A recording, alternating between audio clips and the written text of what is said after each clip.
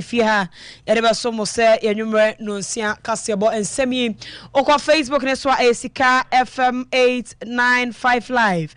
YouTube so Sikka FM 895 official TikTok and X so at Sikka FM information centers a hodo be so at Kasiabo apet and you rest mama Edeba Somo no de makotini be and say Managing Director Edema Ghana Water Company Limited Ayora Adams Mutawakilu or Sikwa for a Kase de Adri Galam Seninti in the state of emergency the brainry see a castle my money na at a chain at the tour at the Ama state of emergency. If you want swap a Kwabi and swap one more at the group of academics or money Ghana for Akaso. What did you do? Come on. Omasha MPP amanyokoro Franka Krabedi Breno Ranum num airpem no airpre no omuso omu wie ye de Ghana bi kan ene say Honorable Kennedy Japan one ready kan na Dr. Large Mamudu Baumia enso edi nechi sanso na nwasua soafo Honorable Haruna Idrisu enso abo All Students Association eni afi asoma hodo kuo ni baba so omu nyina boa ye mayimu ema enwasua honsem so etumi etumpo panyufo a omo NHS School Placement Resolution Center omo de batu dwase enka enne anase fie de twa mumpo ena na nka ye deadline a school placement system no omo wie hu dwumade ye ka sei no omo sa de batu dwa so omo twem de akọ efiada edi jenemuji Sanso ena ngomasuya so ye kro no anso ababonte abekasa ede atia omoso niam bi because senior high schools ahodo ma odisua ne anya school mu na awakọ ye ne bibia wie a woko school no yasitiawe ni eku anfo ho eno so mosesa schools no anyaye a omo no omo ebefa emra kwan so KMA Clinic Kumasi Metropolitan Assembly Clinic yakase wo mo so Health Facilities and Regulatory Agency eko tum ni nyina ne se omutumi krata lansesa omode ye adwuma no awu a wosan ko omukọ renew yakase omakotua 400,000 Ghana cedis ama yakase KMA Clinic no empanyifo asan ama no eye adwuma bi Ghana ban so ene afi Prime Minister wo eye Caribbean anase Grenada edi nkomonti asiapoma ye adwuma se de nurse fo ne midwife fo a omo mayi mo bawie school omo nya adwuma ye no aban no ene Grenada aban no ayam atiasiapoma me ka se de nurse fo ene midwives eba be free Ghana edo mo akopie ho Environmental Protection Agency EPA omo se de say de ekwofo so omo fie kura won kran ya na galam say no omo ehuru bi no omo ye ho adwuma ho anhwe yi a ese de yensuo no e wo yempatamu no eno no mo chesa nsha na danger e de aba yempom de eso anwumre nsem voi na me be kire mu e de asomo fie ha se anwumre no sia kasebo e wo Sikka 89.5 midi e de ajua nyako abono ma nya trakwa ne so aba ene yentena heba sesia Sikka FM track 1 yani yakro 89.5 e Sikka FM Sikka FM 89.5 yes suma santimai Sikka FM 89.5 yes suma santimai ya suma santimai Ghana mai eni wiase nyina yen share sumna sei na ye free managing director Edema Ghana Water Limited Ura Adams Mutawakilu wadi ababa tujwa se beye se abosome kakranie eni abanran kura wapunu na chi no ana Ghana fo nyanto abama no ma no metina benwa so se mampanyi yete se no omoka se de galamse ese yensuo ne esa se ne kwa ebreto ahodo ne de ebredu se nka abandan no ano oteso no one declare state of emergency na nka etumi mo a ma galamse ko no yenhwe na yenko abandan no ko abanfofo Ghana mampanyi John Dramani Mahamo na memo eso aba o maba abosumi du ntamu ne Ghana fo bi kasa na so wo akire wono ka se de galamse de kono ye declare state of emergency nyame adom wa banya akonwa kase na transfer adan na state of emergency no a na wo ti akire na wo kan wa be de wo declare ana mampanyi hu ni different mampanyi so oba wo hu ni different ebra du so ne state of emergency bre ehye pegu akwa mu a ye hwe ede akon galamse Ora Adams Mutawakilu essay state of emergency declaration na Ghana for bi pre no ebre nya bra galamse no nru ba bia ye kwaka state of emergency na state of emergency no si e ko declare kra eno no e hye be ne di begu ho a eno ne betu galamse state of emergency na e di ano be ka no nye no e ne betu galamse no asinto ose ye mpa kwan papa ye mpa hye papa ye mpa kwan ya galamse ko no ye betu ase enye state of emergency asem ora Adam Mutawakilo yente no. Is state of emergency going to be there forever? That is the question we must ask. You declare state of emergency, so for how many years? When the people continue, the day you leave the state of emergency, when they go back, we can't have state of emergency forever. So there must be pragmatic measures, as the President Mama put it, to make sure that we put in measures to sustain it, and that will be sustained forever. I think in my position, Ghana Water is not state of emergency, and two, it's not only illegal money that sold our treatment plants. You realize that Metal Volta region, private treatment plant is salted. Agozombi treatment plant is salted because of sound winning and construction. If you go to Upper West, Jambuse, I mentioned it, is salted. Not because of illegal mining, but rather sound winning. If you come to Berikesi, River Ofin is salted. Meanwhile, River Ofin for now is very good. Why? The siltation has been there for a long time. NATA Managing Director Edma Ghana Water Company Limited, Ora Adam Mutawakilu, or Sebra state of emergency bre. Babu, why yes, when I say crowd and I am saying, and what. Sand winding nese anwana ekotutu to the form no nyina sensuo to se hye pamom ene wo se pe edigu akwamu enye state of emergency ene betu galamse no ase ye free galamse nsem ni mai na yenko MPP amenyokori enim sa amenyokoro na eranum enum ena se se di o matwe o mutie pe abalotin akoso ebi da soro bi da finfi bi da se at the say di obi a ebontoa e dia prefer nke craford bre no e de ama MPP amenyoko ene ekro bi omodi group of academics wo mo so ma ye pools omodi Ghana for edidi nkomo MPP for ematitiriwa buso omo o na nyame adomo a 30th January abano amokoto internally no mo share no num ya eja Kennedy dasro ya ba omia eda number 3 Trinity e da former Brian munyina wo mu an o sha hwan ene betimi adunkunim omo so mo ne MPP amayeko ne ma akasa omo didi nkomo omo wie bibia no owura Kennedy akompra ko hene Japan ono enworidi ye onya 44.11% na omo ne kasa ne nyina no omo wie no omo sa ase ha southern part no no omo nyina e kasa omo so yera Kennedy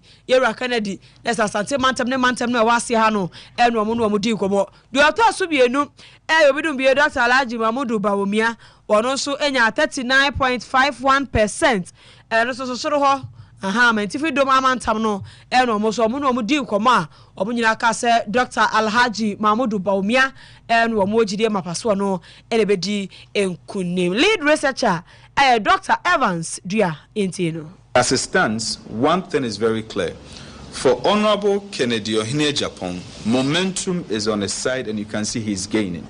Dr. Mahmoud Bawumia is also gaining momentum, but one for Honorable Kennedy Ohine Japan looks significant, Bawumia looks marginal. Dr. Brian Champon may have to work more because he was gaining momentum and has dropped in momentum with the delegates. Dr. Oseduchum is now the one who's also gaining momentum. In terms of percentage, he's having a lot of momentum too on his side. But both of them, you can see that at the end of the day, it becomes still a two-horse race. The other people can consolidate, but at the end of the day, it's between Dr. Mahmoud Bawumia and then Honorable Kennedy Ohine Japan. What would make the main difference is about the swing regions. Bono East, Ahafo. That place has to be decided carefully. And I think that what has to be done at this very moment is that Honorable Kennedy Ohine Japan at this moment is the one for September who is capable of crossing the 50+1.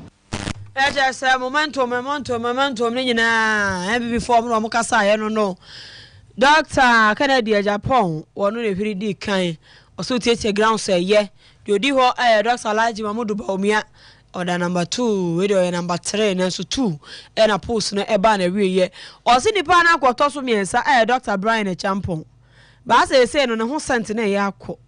First no na ase ne ho town offer her Brian na ko no so betima pre. Say dia na kakra ni kura dia won te ne kakra post ni che se aso mo hyere hu na ho keka delegate so mo hu na ho keka. Di odi ho a odi ntire ha Dr. Adutwum o say wono so aso asore a ori delegate to di nkomo a ti post o mo koye no ho so aso na Dr. Evans Dua a wono na lead researcher de ato ye nimuyi. Yada kasi abone kwa ngumasua ho ensemu so afọ ne ya Honorable Haruna Idrisu enenso so Okosra Presbyterian Boys Senior High School okokoma first years form afọ no makofofro no okoma omo akwaba na enye ho nko ase de ja woni nam Ghana fo na nyina akọ senior high school sahodom ne nkwada no makofofro na kodididi nkomo ahwese de enye mekoso wo eye nto so school sahodro no enso emu na okopia mu Presbyterian Boys Senior High School ho no en wo de atu just say engumasua ye mamu hei ye babaso bobi ne de ma eye ana ye mo ensore any afe all students association akuakuo no ye mo mabaso perfect o mo so boa ma kade aya na ehia school sahodro no mo ye bi mo mo any obeto yes presec old boys o makosi dormitory we mo aha no makosi school dan we mo no mo de books ko no mo de konwa ko asoro obete ne abo asoro we di o makosi school we akochiche nkonwa o makoche books o makosi dan chese saade no akoso no na osafo so obon sore ahodo any afe all students associations ahodo no obon so abaso Honorable Haruna Idrisu. What I've also particularly noticed is the role of old boys, old students in supporting the states. I recognize a strong bond and relationship between the church and the state in providing quality education. And for our purposes today, the Presbyterian Church, I want to salute them and pay tribute to them. From Odumasi now to Accra, Kase3 have seen many young people mention Opuject to mention Opu boy. They are all proud students of this school. Honorable Haruna Idrisu was say, or call Presbyterian Boys Senior High School. Well, who say, well, once so abu here, Diane Hodro, ne, Diane Mudibedu, Mujuma. To a show was our buying any money, we are in Abbey form, no share a bomb on the CNT. My assessment here is that classrooms not adequate, dormitories not adequate, laboratories insufficient and not in good shape. Government will deliberately in the coming years, particularly in 2026, will work to upgrade 10 category C schools to B schools and 10 category B schools to A schools. Then I'll pick a special 10 and Presec will be part of that special 10. And we will give you the needed intervention by way of improved infrastructure in the classroom, laboratories and dormitories so that you continue to make these young people and parents happy. Any idea, for Honorable Haruna Idrisu, yenim sa adisua for omokotro BC so hwenu ansusun so na ba no say de bigu so a omoko school bi ko ebi so da so wo ho a ejo omo so omo placement won sam no omogu so a omotwe for omobo na enangumasua asue no de ababa batudwa anasa mpanyifo omo na etwa school placement resolution centers no de ababa batudwa omo ka senka efia de etwa amu no na omo de dwumade bia fa school placement ho beba na wieye omo de batudwa sa enne omo atwim de aba ne enne so omo de batudwa so omo atwim de akọ nyame ya adom afia de di anim October bosom ewo mu yi ne de to so aduonu ennan omo so omo koso abi omo promu bia wonya school a wo kwa akosua de bro maka cho mboa ama bibia so akoboko Dr. Belinda Glover, one on a deputy coordinator at the Mafree Senior High School Secretariat. We have extended the date. We have extended it to Friday. This is just a mop-up exercise to address any other issues that may be remaining. Yeah. So on Friday, we noticed that they only left around 9 p.m. There's no one around, but despite that, in order to serve the good people of Ghana and for everybody to be satisfied and happy, we thought it wise to come back. This is just for the Norfolk for the main time. I don't know about it across the country. I need to verify that and then I can speak to it. So Ubia, how Bia over to me our school placement resolution centers a hold no. A call Muguswa Bioma Punumambesha Bua Kusifia de Bay now Mabua Amo Disani Bian so and your senior high school ni be our call deputy coordinator Edema Free Senior High School Secretariat Dr. Belinda Glover and also Yeti Ninking. And we say no essay senior high schools are who do be wa our friend also this any admission first year for waba no abeye na admission prospectus a school ni be man what to turn many nyade abawie na fe yesi bibi de levy ya de fee ya de tuawe and wo bu a wo fo hwinim e wo school so ahoduo nim what to prospectus nyina de abawie a ede be bio na moje senior high schools ahoduo yi na ngomasi aso ene so mo bokokọ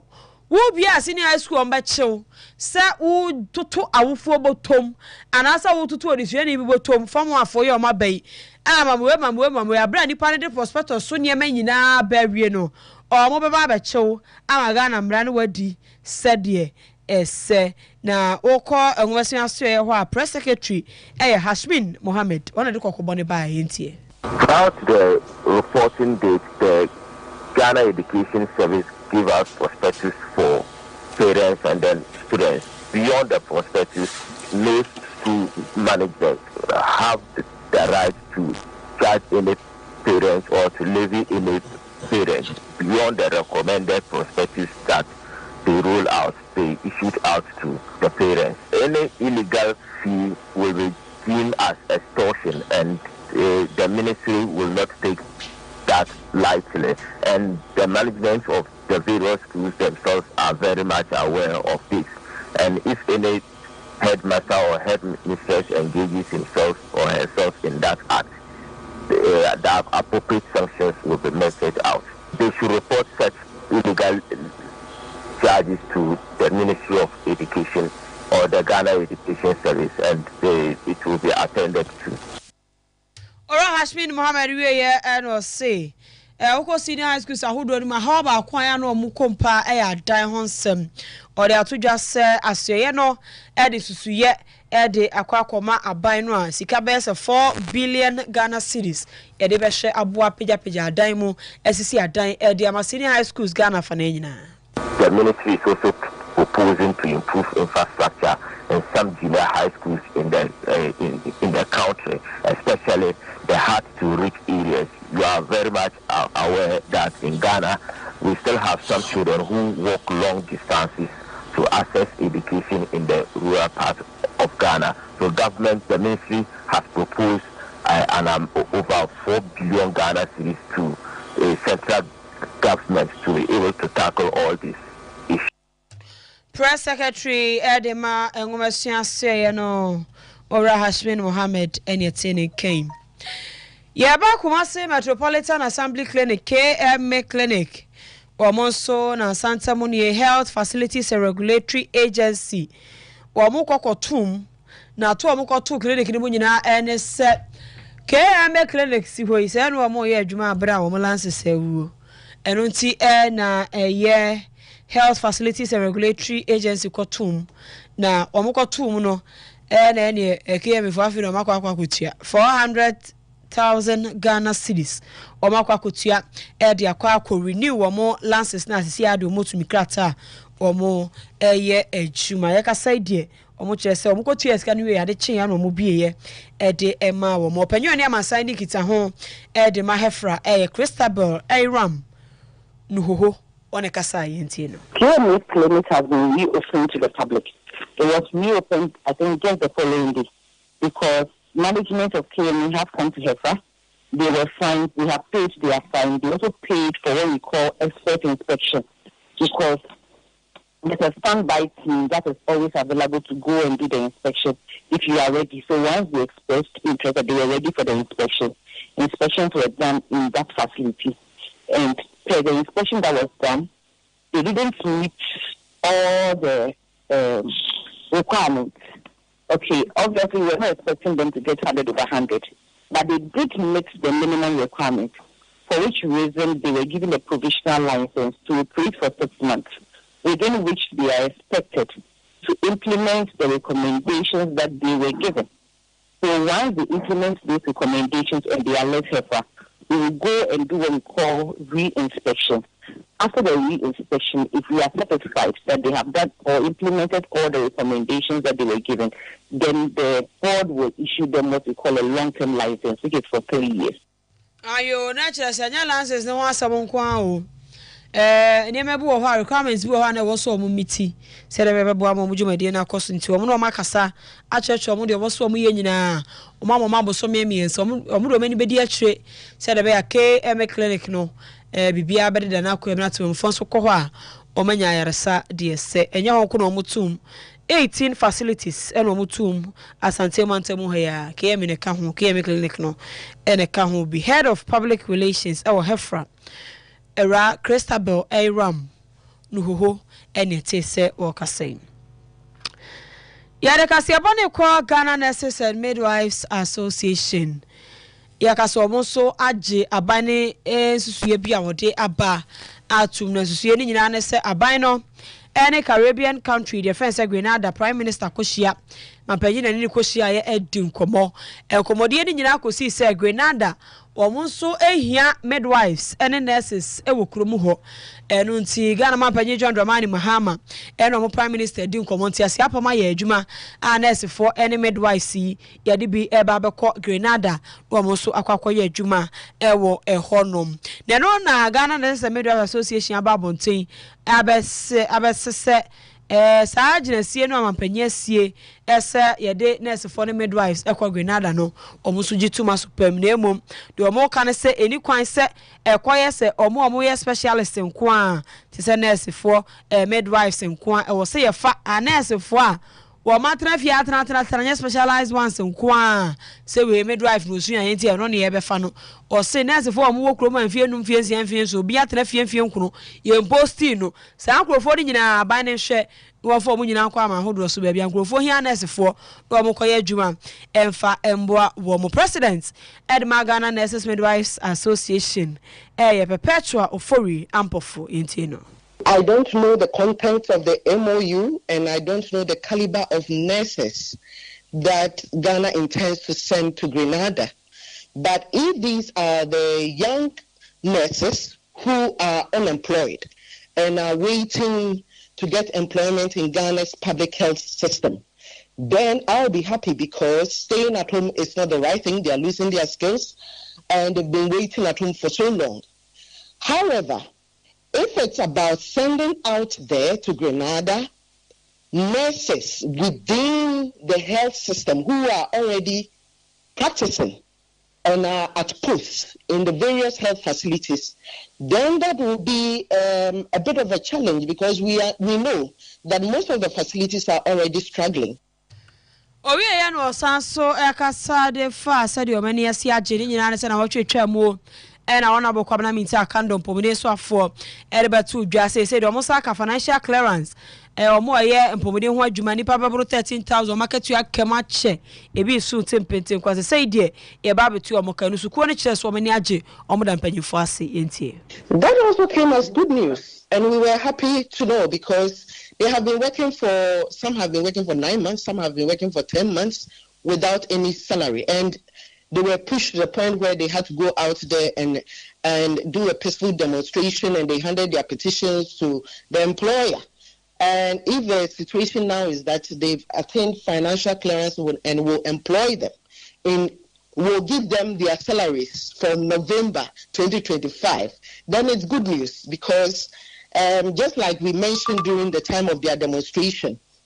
getting them their monthly salaries or remuneration is way better whilst the government prepares to pay them their arrears. At least getting their monthly salary will mean they are able to feed themselves, transport themselves, pay their rent, and do whatever they need to do in terms of getting their lives going. rather than not receiving anything and be working for several months. So it's good news, and I hope the employer will stick by that and get them paid in November and subsequently. And as for their arrears in terms of the 9 months or the 10 months, it must be captured adequately in the budget for next year so that they are paid. We are already having issues because in terms of the practicing nurses, our collective agreement is still in implementation, is still in limbo. What has been paid is only the uniform allowance. And these are issues of concern, and I hope they are capturing all of it and discussing this at the cabinet level so that we can be paid what is duly ours. And of course, per the agreement, those that need to be shifted to next year and contained in the budget for next year, we are hoping that will be done also so that we can have our peace to focus on the work that we do to make Ghanaians happy and to give the care that they deserve. Omuni Sikka adwuma no omo tumi nye omko adwuma kwa no omo dwendwena ansha no makosum Ghana fo ye ti akoba ne se omani age omo ogide mapasenka ye no so ebedru afi ebesimu no na aban no etu ho ana mo perpetua ofori ampofo na president edema Ghana Nurses and Midwives Association. Yaragasi abone kwa Environmental Protection Agency EPA almost the said the Okopiemu ewo enkranya enkrofo ehyeso omo dem na illegal gold omo process wo ho krofo akotu galamsey no ma je gold no omo fie no omo akasa dan dani ewo ho ede owene eba timamufo ene Ghana fo nyina esuntu omo so omo kasese omo bokoko said the yakoso no yade a ehu pa empomode fem ene obehu na krofo omo de omo makri ene sa chemicals a ehu omo de akofrafra niema wo mu fie omo wi omahua fa pipe mu na timamufo ene ebehu amanito omo so omo bokoko se sa de ne okoso no yenjai deputy CEO Professor Michael Ayamga yentino that the intensification in the success of limos and other things in depopulating the Galamsey areas and the tightening security is making some scrupulous people devise new ways of washing gold. So they just carry the rocks and then bring them to their homes to wash. And of course, this is an issue that requires public knowledge and vigilance. And I want to draw that attention. Everybody needs to understand that it's not only in the forest that people can do galamsey. That those greedy and wicked people have found another way of doing it, you said. But it looks like some now see it as an option. That if they can wash gold into our water bodies and the rest, they may bring it to the city and then use water in the city to wash the gold. The danger is that this is likely to have some implications on pollution even in our cities. It's a new variant. Somebody just alerted me over the weekend that it was already a practice that some foreign nationals did some time ago, but they look like they want to revert to it. Deputy CEO Edema Environmental Protection Agency, Professor Michael Ayamga Enietini Kenin Semiso na ejina ensema hodo ansaka ni fi ha se enwuma no si akase bono yediri nyina esimu na se erima kwame ofori aboaje one boabo ansem ya no ema yesemu fo fala sokoje abonso esonso ede ma medem hadie DJ Bullet Father Anthony CEO de Bullet Fashion Center on a chinchim fumani nyina ede amaye Salason so ena aboni ni nyina one ne madam ne supervisor say one powerful bracket tree when we ha she say we supervisor adwuma ni nyina ede amaye medi ede adwoa nyako abro no my dear isi enkai bo ena eto aso Apanyi kwadwo mensa asona abusuan panyi wasante mampong na akwasi boate mare hene asante mampong opanyi kwabena boate tunsuom asona abusuan panyi oba panyi Beatrice echampoma adwoa sewa na afi ekua boate ma abusuan yi na de yaw ani areho esi adrofo nyina se wo mo papa omo wofa omade nyina opanyi Daniel Kweku owusu otiase young man super young man na ye na hotedi wonyamfie no adu wotwe enso 87 wakra ekọ ne bofo enche na sei na ye no ho hyehyeye esi etie Abusua chese nyame ya adom a memenda edi anim October boso ne deto so aduonu enum na womo ebeye ombeyi na tompem wo ni fie M391 JJ Rollins Road among from CPC ahomachi no num ho no ombeyi ye papai de no ato empem ahomachi no na womo wie so a womaye ewufo som wo peya Memorial Congregation Presby Bantama Kumasi ha anopano watwe empem makoye ewufusom de amano wi abusua be ma mu ne so de akọ asante mampo amusiye do makope opanyi Daniel Kwaku Owusu super young man na krabia na panyifo abusua cheso mu wi a omba betena ama from CPC School Park ewia don kobreso de kopim se no sia bebo no maba penom di Sikka sanya me ya adomo ani kwasi ada ye October boso me de to so aduonu ensia so ombekwa akoye enasesom wo Paye Memorial Congregation Presby Bantama anopa no kono pepepe na abusua wi a ne don kokosi ne no nsia breso masa beteno ma na baby omotena memenda no be kire ama from CPC School Park na omo aba benum Sikka san di twato kra Okrani awote ayi paso eyowura comfort Owusu ante mrebi sano bia de frenimanso oja na chire owura Daniela anase Dina Owusu UK Margaret Owusu teacher ni Kumase Reverend Mrs Martha entry J God's Victorious Ministry asokorima po Kumase Reverend Opoku Owusu ensu Kumase Clement Owusu kranti wo US NS akosia Owusu echradie won kran kwabena jesi wo USA na nana yawo jesinso ewo UK nuanom ni nuaman so ye oba panyi Margaret Bekon o UK na afi oba panyi Adwoase wanso eye Kumase wono akobeba ene me ye ba nti abusua de jawo ne awerho ese Kumase man nyina sanyame ya adomo a meme dan ne kwasi ada edi ani me mumejam wo mai na wo papa ma de nyina opanyi Daniel Kwaku Owusu super young man omo kope ne krabia kra abusua nyina so Sikka FM yenso ye ka ho bie